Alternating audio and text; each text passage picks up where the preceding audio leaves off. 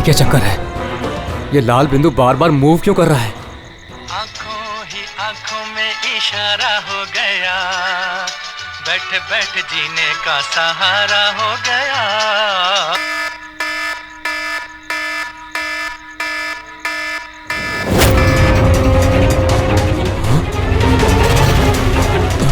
ये लाल बिंदु कहाँ गायब हो गया?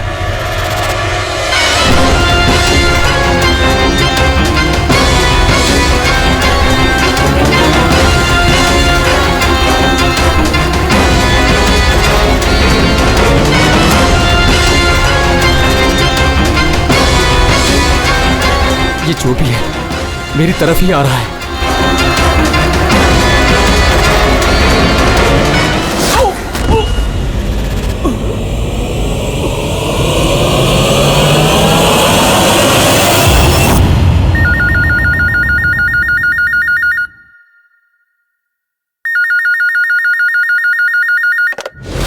Hello, CID bureau. मैडम, मेरे दोस्त की मदद कीजिए, उसकी जान खतरे में है। जान खतरे में है? क्या हुआ आपके दोस्त को? मैडम, शशांक कल रात से गायब है, उसका कुछ भी अता पता नहीं है। आपने मिसिंग कंप्लेंट लिखवाई? उससे कुछ नहीं होने वाला है मैडम, उसका कोई फायदा नहीं। मुझे पता है उसको कुछ हो गया है। कल रात को वो मुंबई के किसी सुंदर नगर इलाके में फॉक्स हंटिंग के लिए गया था। क्या मुंबई में लोमड़ियों का शिकार? हे सुनो सुनो, अगर तुम सीआईडी के साथ मजाक करने की कोशिश कर रहे हो तो तुम्हारे लिए बहुत भारी पड़ेगा। 2 मिनट लगेगा तुम्हारा लोकेशन ट्रैक करने में और गिरफ्तार करने में। मैं सच में मजाक नहीं कर रहा हूँ सर, सचमुच में उसकी जान को खतरा है। आप प्लीज जाइए, उसको ढूंढिए। नाम पूछो उसका। आप बोल कौन रहे हैं? सर, मेरा नाम राजीव कुमार है। राजीव, ये फॉक्स हंटिंग ये क्या है? सर, मैं आपको वो सब डिटेल में बताऊंगा, पर इससे पहले कुछ हो ना जाए। आप प्लीज सुंदरनगर जाइए, उसको ढूंढिए। राजीव सुनो, राजीव, हेलो।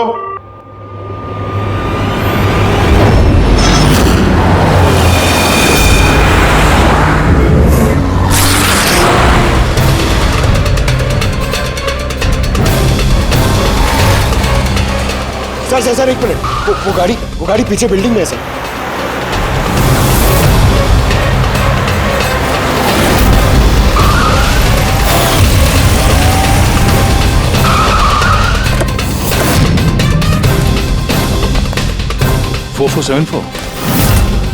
तो शशांक की गाड़ी का नंबर तो यही है। अगर ये शशांक की गाड़ी है तो फिर शशांक भी यहीं पर होना चाहिए।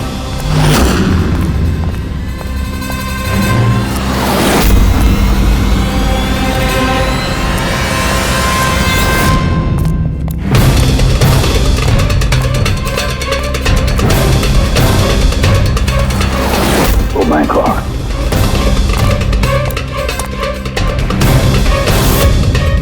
He's dead, sir. तो राजू का डर सही निकला। उसे पता था कि शशांक की जान को खतरा है। इसका मतलब राजू जानता होगा कि कौन शशांक की जान के पीछे पड़ा है। बोली तो राजू को फोन करो।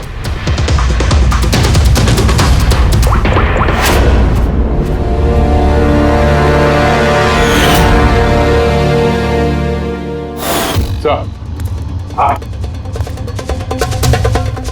2 गोलियों के शेल, .38 कैलिबर। सर ये राजीव फोन नहीं उठा रहा है। सर कहीं इस राजीव की जान को भी खतरा तो नहीं है? सर एक बात समझ में नहीं आ रही सर, शहर के इस इलाके में कोई लोमड़ियों का शिकार करने क्यों आएगा? शिकारी खुद शिकार हो गया। मुझे तो यहाँ दूर दूर तक कोई भी लोमड़ी नजर नहीं आ रही है। रेडी पंकज, चुप रहो। ये फॉक्स हंटिंग सीक्रेट कोड है और इसका राज सिर्फ राजीव ही बता सकता है। राजीव के घर जाके पता लगाना पड़ेगा।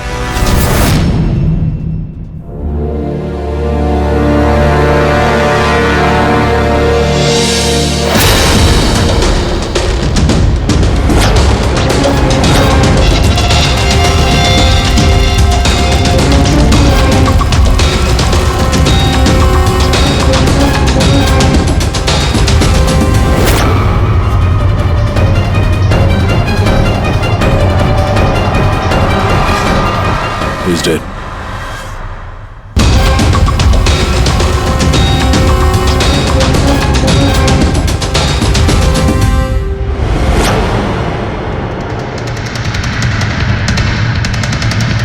सर राजीव है सर।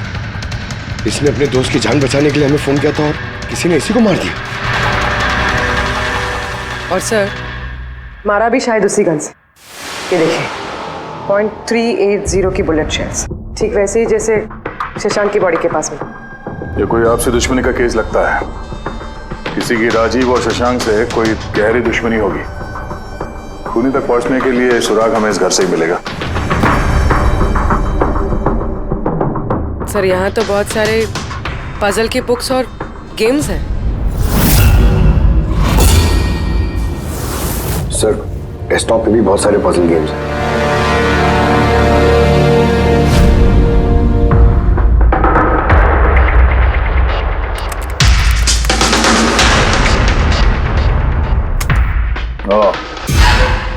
लगता है इस राजीव को पहेलियां सुलझाने का बहुत शौक था। ये देखो उसके इस लैपटॉप पे ये पजल गेम का वेबसाइट खुला हुआ है। लेकिन सर इस पजल वाली वेबसाइट में है क्या? पूर्वी, लगता है ये वेबसाइट एक ग्रुप की तरह है। ये पजल प्रेमियों का ग्रुप। इस वेबसाइट पे जितने भी मेंबर्स हैं ये सब पहेलियों के शौकीन हैं। ये देखो यहाँ पे ये पहेलियों के पिक्चर्स डाल रखे हैं और यहाँ पे ये अलग अलग तरह के पहेलियों के खेल के बारे में बात हो रही है। ये क्या? ये शशांक भी इस वेबसाइट का मेंबर था? अरे हाँ सर, लेकिन ज्यादा पुराना मेंबर नहीं था। इसने पिछले महीने ही वेबसाइट ज्वाइन की। सर इसका मतलब वो फॉक्स हंटिंग की एक पहेली है जिसे सुलझा के ही हमें वो खूनी मिलेगा। हाँ पंकज, अब लगता है कि फॉक्स हंटिंग की अगली कड़ी हमें इस शशांक के घर पे ही मिलेगी।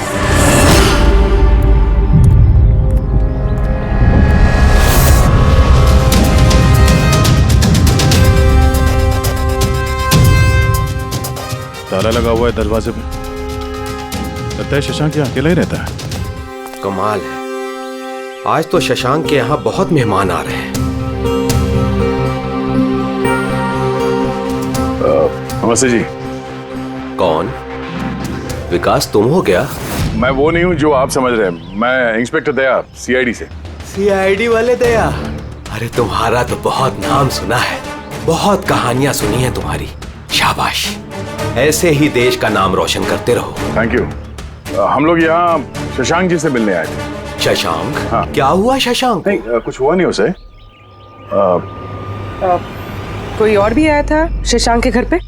हाँ, 20-25 मिनट पहले कोई आया तो था।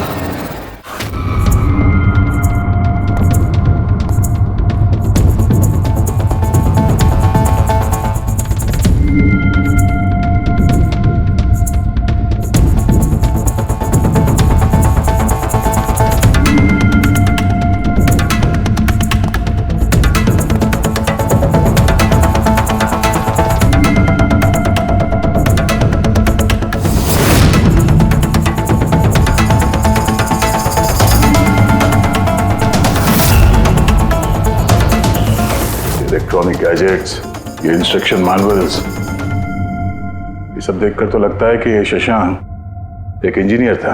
किसी खास तरह के गैजेट के आविष्कार की कोशिश में लगा था ये। हाँ सर, यहाँ पर तो इतने सारे सर्किट बोर्ड्स और ये शॉर्ट वेव रेडियो भी है। ये देखिए।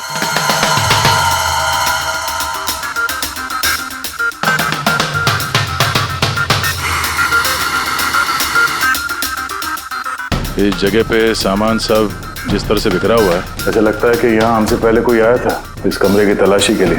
लगता है वो किसी खास चीज की तलाशी के लिए आया था। सर कहीं वो आदमी तो नहीं जिसके बारे में वो बता रहे थे कि हमसे पहले आया था? सर कहीं इस घर की चाबी तो नहीं है उसके पास? हो सकता है खूनी के पास शशांक के घर की चाबी हो सकती है, मुमकिन है। पर अहम सवाल ये है कि वो यहाँ ढूंढने क्या आया था, और जो चीज वो ढूंढने के लिए आया था वो उसे मिला है या नहीं। लेकिन सर यहाँ पर तो इतना सारा सामान है, हमें पता कैसे चलेगा कि कोई सामान गायब हुआ भी है या नहीं?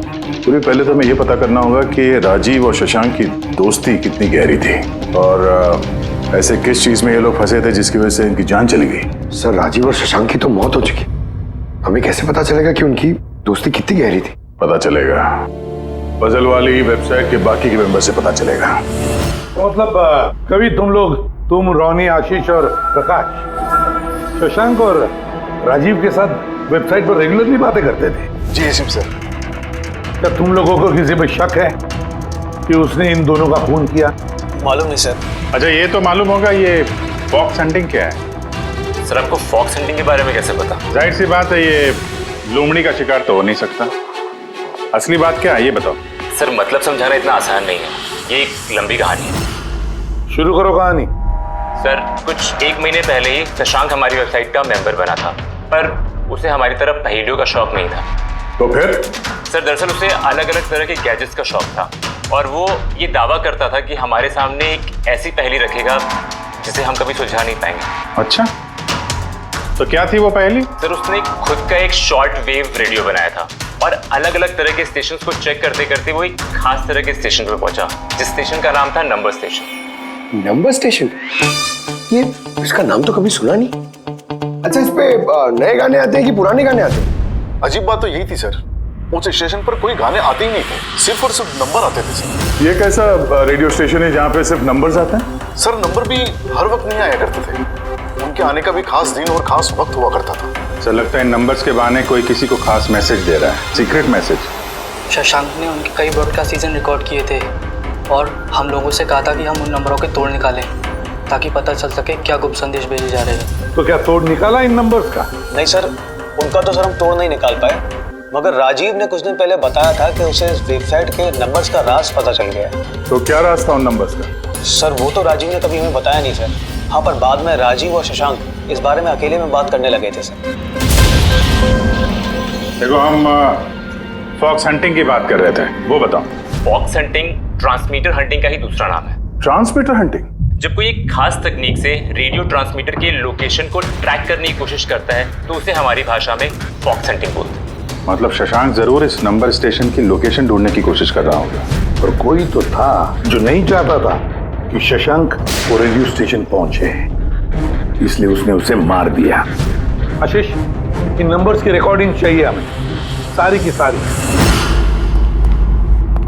तो ये है हमारी सीआईडी टीम, ये इंस्पेक्टर अभिजीत, इंस्पेक्टर सर देश के सबसे जाबाज ऑफिसर्स को कौन नहीं जानता है? ये लोकेश है, लिंग्विस्टिक्स और मैथमेटिक्स का एक्सपर्ट। भाषा और संख्याओं का इतना ज्ञान है इनके पास जो शायद ही और किसी के पास हो। तो लोकेश जी क्या लगता है आपको, ये मोबाइल और इंटरनेट के जमाने में कोई नंबर स्टेशन का इस्तेमाल क्यों करेगा संदेश भेजने के लिए? अभिजीत ये नंबर स्टेशन का इस्तेमाल बहुत पुराना है। इनफैक्ट सेकेंड वर्ल्ड वॉर में भी कई देश की सेनाएं ये तकनीक यूज करती थी अपने उन एजेंट्स तक पहुंचने के लिए जो दूसरे देशों में थे। हाँ मानते हैं कि इस वक्त मोबाइल इंटरनेट का जमाना है, पर मोबाइल इंटरनेट से दिए गए मैसेजेस बहुत आसानी से ट्रेस हो सकते हैं। एग्जैक्टली, इसीलिए तो ये वही तरीका इस्तेमाल कर रहे हैं, सेकेंड वर्ल्ड वॉर वाला। अब लोकेश पता ये लगाना है कि इन संख्याओं के पीछे असली मैसेज क्या है। Sure sir. वैसे ये मैसेजेस कौन सी रेडियो फ्रीक्वेंसी पर आए थे? 3.22 नैनोहर्ट्ज।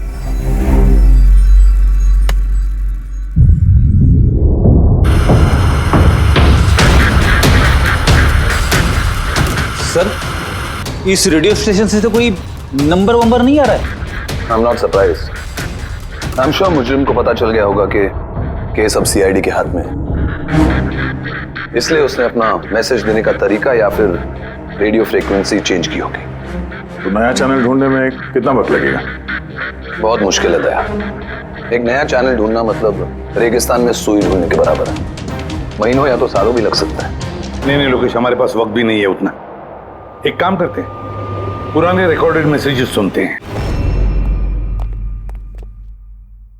लोकेश जी ये मैसेजेस हफ्ते में 4 बार भेजे जाते हैं, मंडे, ट्यूसडे, वेडनेसडे और थर्सडे को। ये मैसेज सबसे पहले हफ्ते के सोमवार को ब्रॉडकास्ट हुआ था उस नंबर स्टेशन पे। आंखों ही आंखों में इशारा हो गया। 1 9 4 2 3 4 5 7 0 9 3 5 2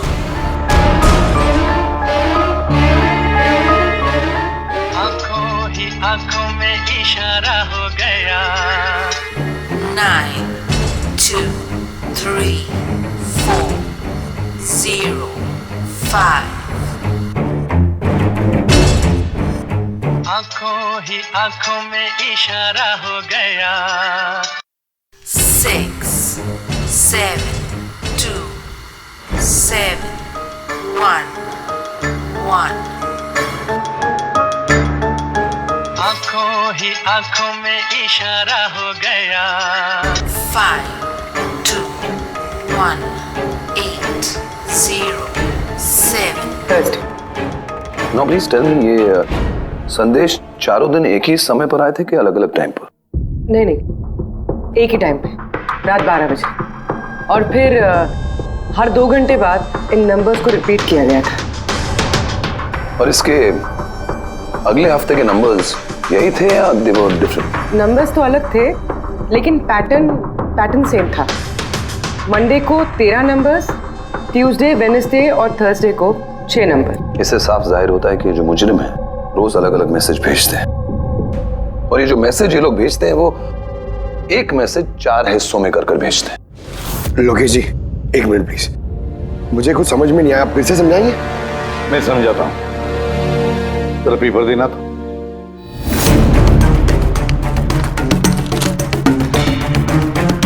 मान लो ये पूरा कागज एक मैसेज है, एक,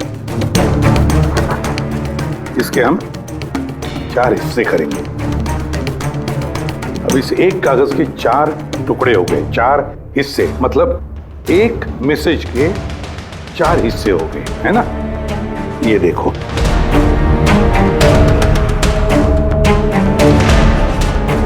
ये रहा मंडे का, ये रहा ट्यूसडे, वेडनेसडे और ये थर्सडे। तब ये सोमवार, मंगलवार, बुधवार और गुरुवार, ये 4 हिस्से जब एक होते तो एक पूरा मैसेज उनको मिलता था, है ना लोकेश?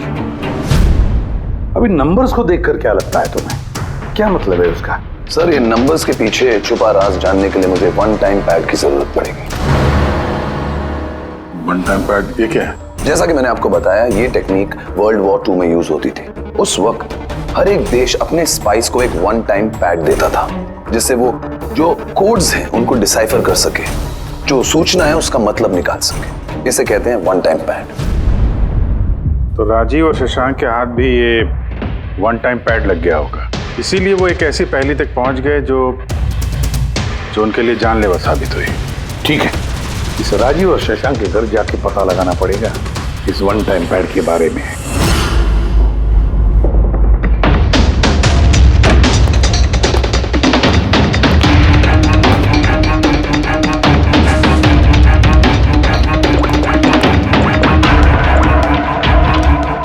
हेलो अभिजीत सर, यहाँ पर तो कोई कागज नहीं है। आपको कोई कागज मिला? हम लोग शशांक के घर में ही हैं, देख रहे हैं।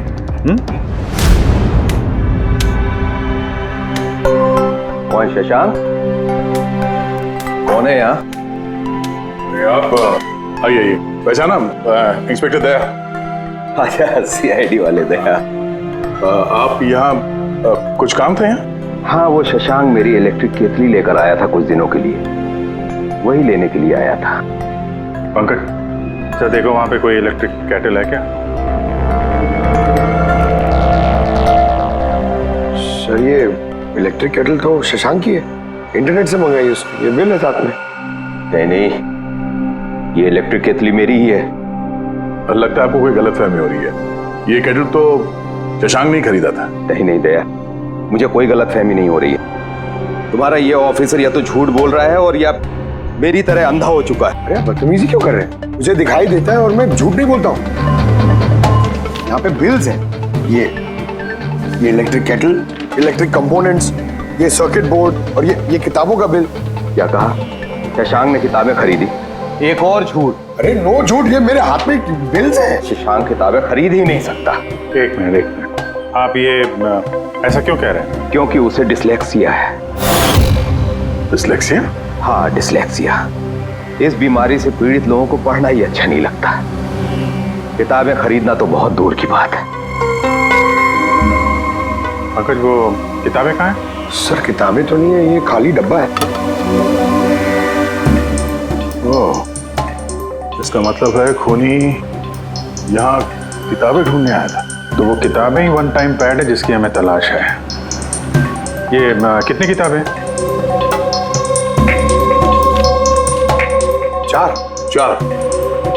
चार हफ्ते के लिए 4 किताबें। कौन कौन सी बुक्स हैं? तो ये है वो 4 किताबें जो शशांक के लिए ओटीपी का काम कर रही थी। Bye bye son, high like a kite, the great cyber heist, stone age. और इन्हीं किताबों में वो मैसेजेस भी छुपे हैं जो मुजरिम एक दूसरे को भेज रहे थे। सर सोमवार को ये लोग 13 नंबर्स भेजते हैं, यानी इन 13 नंबर्स का मतलब इन किताबों से मालूम पड़ेगा। मालूम पड़ेगा नहीं पूर्वी, मालूम पड़ गया समझ लो। देखो जैसे इंसानों की उंगलियों के निशान, फिंगरप्रिंट्स एक जैसे नहीं होते, किसी के भी एक जैसे नहीं होते, वैसे ही हर किताब का अपना एक ISB नंबर होता है, इंटरनेशनल स्टैंडर्ड बुक नंबर। वो 2 किताबों का एक जैसा हो ही नहीं सकता। और ISB नंबर 13 डिजिट का होता है। किताब के पीछे ये बारकोड देख रहे हो, इसके नीचे लिखा हुआ है। इसे किताब का बारकोड भी कह सकते हैं। वैसे ये नंबर दूसरे तीसरे पेज पे भी लिखा रहता है, ISB नंबर। सर मतलब इन ISB नंबर्स को इंटरनेट पे सर्च करके मुजरिम को सबसे पहले ये पता लगता है कि किताब कौन सी खरीदनी है। एग्जैक्टली। और फिर उस किताब के ISB नंबर से वो लोग अपना सीक्रेट मैसेज ढूंढ लेते हैं। तो जो पहले सोमवार को ISBN नंबर भेजा गया था सर, वो है ये 19423457099352। पूरी जरा चेक करो इन 4 किताबों में से ये ISBN नंबर किसका है।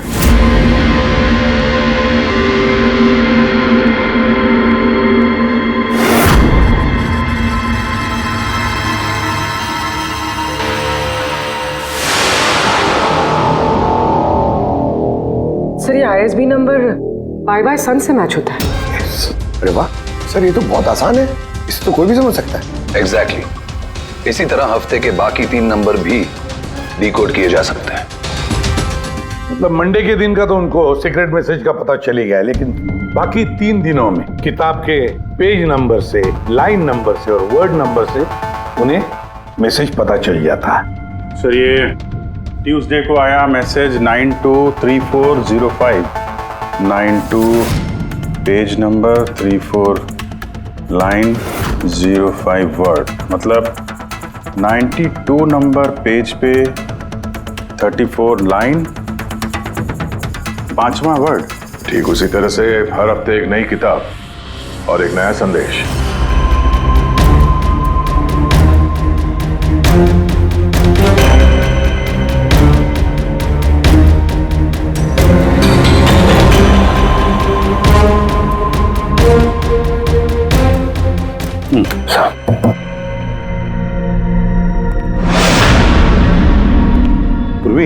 सर पहले हफ्ते का क्या मैसेज है?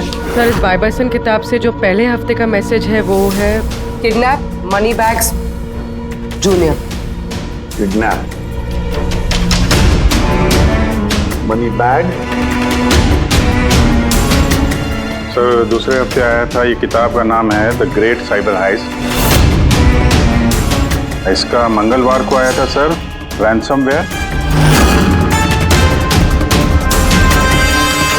और वेडनेसडे को अटैक, और थर्सडे को आखिरी मैसेज आया था ट्रिंग ट्रिंग ट्रिंग ट्रिंग। और तीसरे हफ्ते की किताब है sir high like a kite. High like a kite. और इसका संदेश है कंसाइनमेंट। कंसाइनमेंट जी सर। बीच। बीच। South Beach. सर ये जो चौथी किताब है, इस हफ्ते की किताब, द स्टोन एज, इसका मैसेज जो है ट्यूसडे के लिए black forest. Black forest.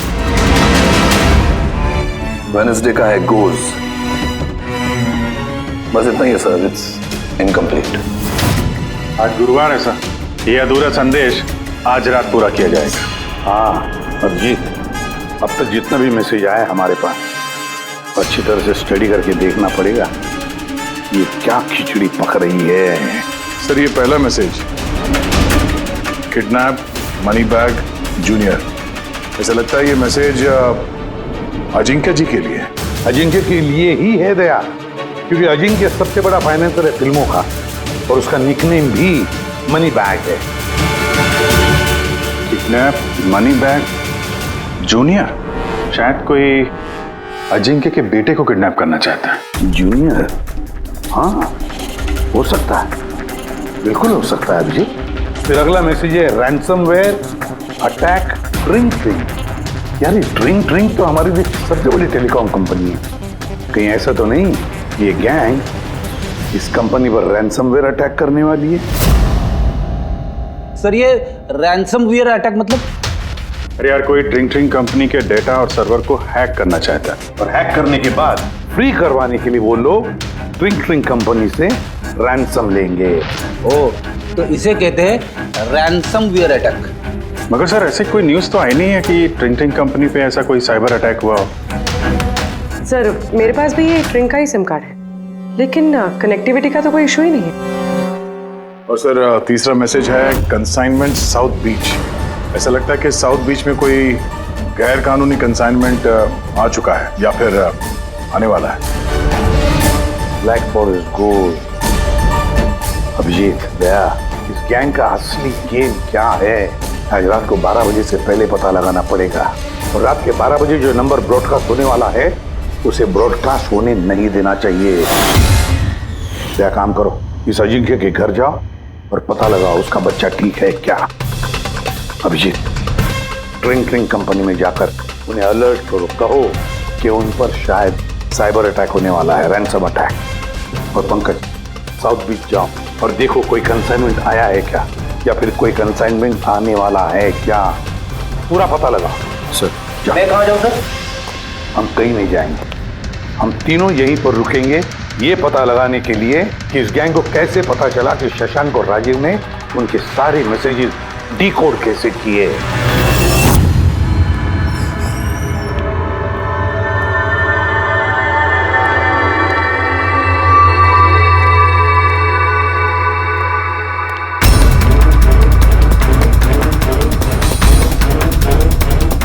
Personal files encrypted.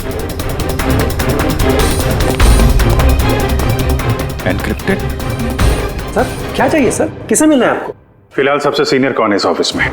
Sir सभी सीनियर्स यहीं पे हैं, सीईओ और कंपनी के मालिक भी यहीं पे है, बट अभी वो लोग एक अर्जेंट मीटिंग में बिजी है। कहाँ चल रही मीटिंग?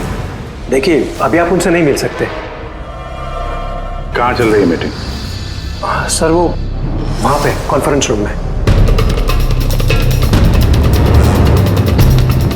किसी को कानो कान खबर नहीं होनी चाहिए इस अटैक की, मीडिया वालों को तो बिल्कुल नहीं तो मार्केट में हमारा नाम खराब हो जाएगा। ये बात बाहर नहीं जानी चाहिए, समझे? Thank you. जिसका डर था वही हुआ, गैंग कामयाब हो गया इस अटैक में। हेलो दया। अब देखते हैं शशांक के बाद और कौन कौन से लोग इस वेबसाइट के मेंबर बने हैं।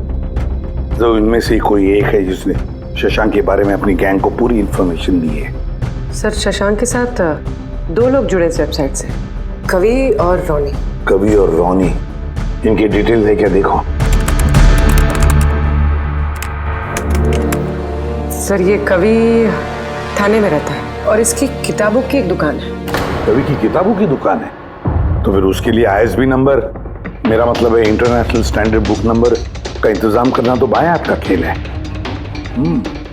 और ये रोनी वो क्या करता है? सर रोनी पुणे के कॉल सेंटर में काम करता है। जरूर इन दोनों में से कोई एक है जो शशांक और राजीव की मौत का जिम्मेदार है और वही अपनी गैंग की नई रेडियो फ्रीक्वेंसी भी जानता होगा।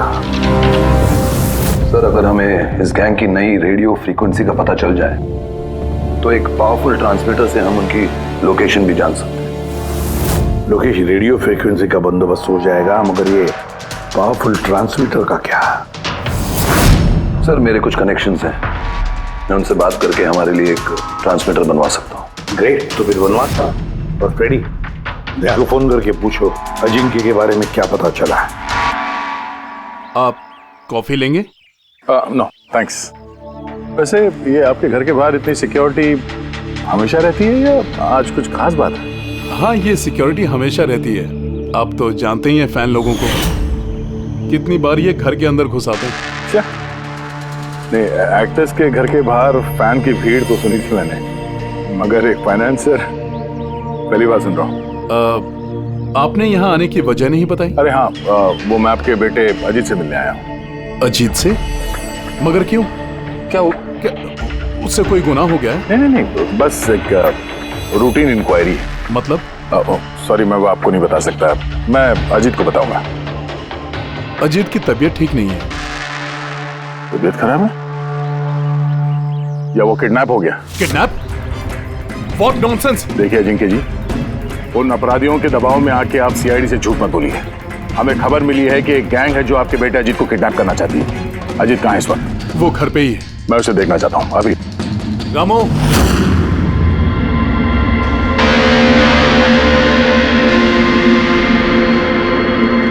अब तो तसल्ली हो गई। मैंने आपसे कहा था ना, मेरा बेटा घर पर ही है, उसकी तबीयत ठीक नहीं है। जाओ बेटा, कमरे में जाके आराम करो। एक मिनट,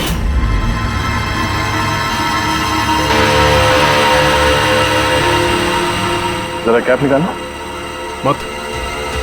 मत उतारना टोपी। क्यों नहीं? हाँ?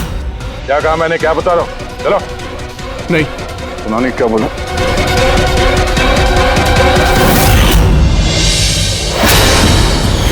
तो तुम्हारे कान को क्या हुआ? हाँ? क्या हुआ क्या ये? आपको इसकी जो किडनैपिंग की खबर मिली है वो बिल्कुल सच है, मगर अफसोस बहुत देर के बाद मिली। इसका किडनैप तो 3 हफ्ते पहले ही हो चुका था। 100 करोड़ रुपए देने पड़े मुझे उस किडनैपर को, मेरे बेटे की जान बचाने के लिए। और उन लोगों ने चोट पहुंचाई इसे? उन्होंने पहले ही इसका एक कान काट कर मुझे भेज दिया था और फोन करके कहा कि अगर मैं पुलिस को कुछ भी बताऊंगा तो मेरे बेटे की जान ले सकते हैं वो लोग। I am so sorry. आपके बेटे के साथ जो हुआ वो तो हम बदल नहीं सकते हैं, पर मैं आपसे वादा करता हूँ उन मुजरिमों ने जो किया है उसकी सजा उन्हें जरूर मिलेगी। भगवान के लिए ऐसा कुछ मत करना। अगर उनको पता चला कि मैंने सीआईडी को सब कुछ बता दिया तो मेरे बेटे की जान भी ले सकते हैं। ऐसा कुछ नहीं होगा, मगर आपको हमें पहले ही बता देना चाहिए था। क्या गारंटी है कि ये सब करने के बाद वो किसी और मासूम के साथ ऐसा कुछ नहीं करेंगे? हाँ?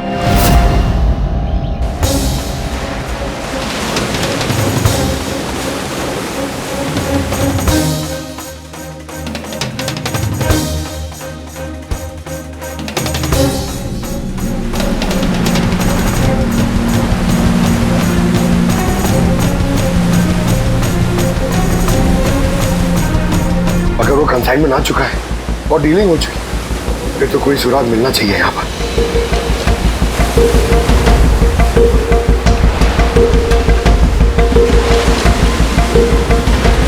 ये निशान कैसे? इन्हें देख के तो लगता है जैसे कि कोई बहुत भारी सामान या डब्बा घसीटा गया है। और कोई सामान तो यहाँ पे नहीं दिख रहा। शायद कंसाइनमेंट ही होगा।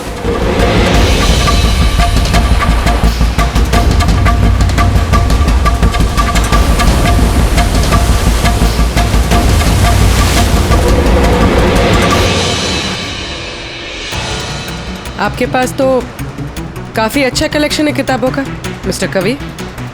आप लोग यहाँ मुझे बुला लिया होता मैं भी और आ जाता। हम लोग वीडियो चैट भी कर सकते थे फिर से। लगता है आपको हमारा यहाँ पर आना पसंद नहीं आया। जी नहीं, ऐसी बात नहीं है। क्या लेंगे आप लोग, चाय या ठंडा? चाय ठंडा तो बाद में ले लेंगे, फिलहाल तो हम लोग किताबें लेने आए हैं। मिलेगी? हाँ, क्यों नहीं। बोलिए कौन सी किताब चाहिए आपको? हमें 4 किताबें चाहिए। Bye bye son, the great cyber heist, high like a kite और स्टोन एज। क्या हुआ? किताबों का नाम सुन के नानी याद आ गई? अरे कोई अपने दुकान से इस तरह भागता है भला? मैडम वो लोग बहुत खतरनाक लोग हैं मैडम, वो मुझे मार देंगे। अगर सच नहीं बोलोगे तो फांसी पे चढ़ोगे। शशांक और राजीव के खून के जुर्म। नहीं, मैंने उनका खून नहीं किया। मुझे तो बस उन पर नजर रखने के लिए कहा गया था। किसने कहा था नजर रखने के लिए? कवि! कवि! हाँ, कवि! 6.21 नैनोहर्ट्ज। क्या? लेकिन कवि 6.21 नैनोहर्ट्ज। अब इससे पहले कि इस हफ्ते का आखिरी संदेश वो लोग भेजे और एक जुर्म करें, हमें इस गैंग को रोकना होगा। और सर, जितने भी जुर्म इस गैंग ने किए हैं सब के सब वीकेंड में किए हैं। शुक्रवार, शनिवार, रविवार। हाँ, मतलब गुरुवार के दिन आखिरी संदेश आ जाएगा और फिर फ्राइडे और सैटरडे, शुक्रवार और शनिवार के दिन वो लोग जुर्म कर देंगे। और सर, जुर्म सिर्फ एक तरीके का नहीं है, अलग अलग तरह का। ये kidnapping, cyber extortion. Sir forensic lab से आ रहा हूँ। डॉक्टर सालुंके को रेत से कोकेन की ट्रेसेस मिले सर। माय गॉड, बीच में ड्रग स्मगलिंग चल रही। न जाने किन किन गुनाहों से जुड़ी हुई है ये गैंग।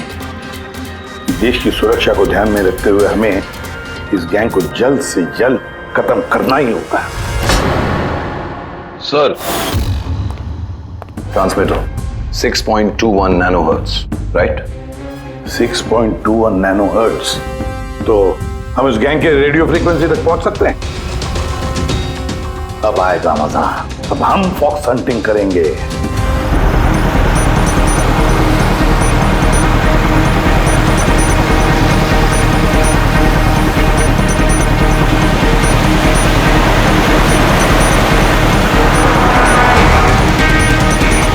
बस सर, यही सिग्नल दिखा रहा है सर। बस ये रेड डॉट मिल जाए। देखो रेड डॉट कहां पे है।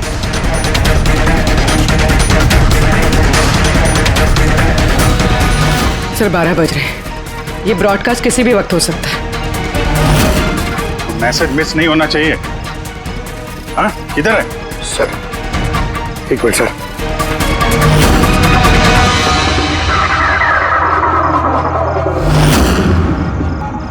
सर, हाँ? एक मिनट सर, इधर है सर। आंखों ही आंखों में इशारा हो गया। 9, 2, 2, 3, 0, 9.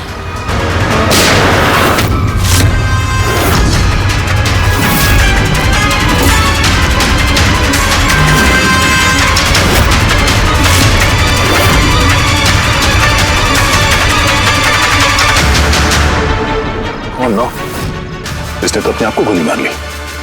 है? आई गैंग का लोगो। इस गैंग से तो हमारा सामना पहले भी हो चुका है। कौन है तुम्हारा बॉस और कौन कौन लोग शामिल है तुम्हारे धंधे में? इसका जवाब आप मेरे मुंह से कभी सुन नहीं पाओगे एसीपी साहब। इस गैंग में काम करने वाले अपने बॉस का नाम बताने के बजाय आत्महत्या करना ज्यादा पसंद करते हैं। ये तो गया, लेकिन अगला जुर्म होने से रोकना होगा। वो क्या नंबर है उसका देखो। मैसेज का क्या मतलब है? 92 number page 2309 23 number line. Kaboom. Kaboom? Kaboom क्या होता है सर? कबूम मतलब धमाका। धमाका मतलब कि कोई बम ब्लास्ट होने वाला है? पहले जो शब्द मिले थे हमें मैसेज से वो थे the stone age, black forest, ghost, और अब कबूम, ब्लैक फॉरेस्ट में धमाका है। इसके पहले कि और मासूम लोगों की जाने जाएं, पता लगाना होगा ये धमाका कब और कहां होने वाला है।